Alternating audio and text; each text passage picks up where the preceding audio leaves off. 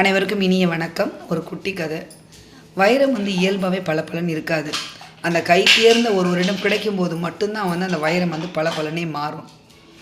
இந்த விளையாட்டுத்துறையில் புகழ்பெற்ற வீரர்கள் நிறைய பேர் என்ன பண்ணுவாங்கன்னா, நல்ல பணம் சம்பாரித்து புகழ் அடைஞ்ச உடனே 30 வயதெல்லாம் ஓய்வு வாங்கிட்டு போயிடுவாங்க. இதில் வித்தியாசமானவர் யாருன்னு பார்த்தீங்கன்னா ரோஜர் ஃபெடரர்.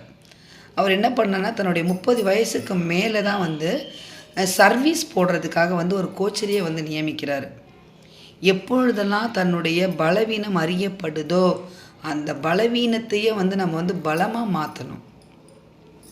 அதனால என்ன பண்ணாருன்னு பார்த்தீங்கன்னா, இதை மாதிரி நம்ம 30 வயசுலையுமே ஓய்வு வாங்கி போகும்போது நம்மளும் அந்த மாதிரி ஓய்வு வாங்கி போயிட்டோன்னா அவ்வளோதான் அப்படின்றதால 32 வயதில் தான் என்ன பண்ணுறாருன்னா, புதிய ஒரு விளையாட்டு முறையை இருக்கக்கூடிய விளையாட்டு முறையில் சர்வீஸ் போடுவது புதுசாக கற்றுக்க போனார். எப்பொழுதெல்லாம் நம்மளுடைய பலவீனத்தை பிற சுட்டி காட்டுகிறார்களோ இல்லை நம்மளே உணரும் பொழுது அதை தான் நம்ம பலமாக மாற்றத்துக்கு முயற்சி பண்ணணும். பலவீனம் அடையும் நேரம் ஏற்படும் பொழுது அதையே நம்ம பலவீனமாக அந்த பலவீனத்தை பலமாக மாற்றி அதுக்கான எதிர்த்தாக்குதல் அதிகமாக ஈடுபடும் போது கண்டிப்பாக வாழ்க்கையை ஜெயிச்சிருவோம்.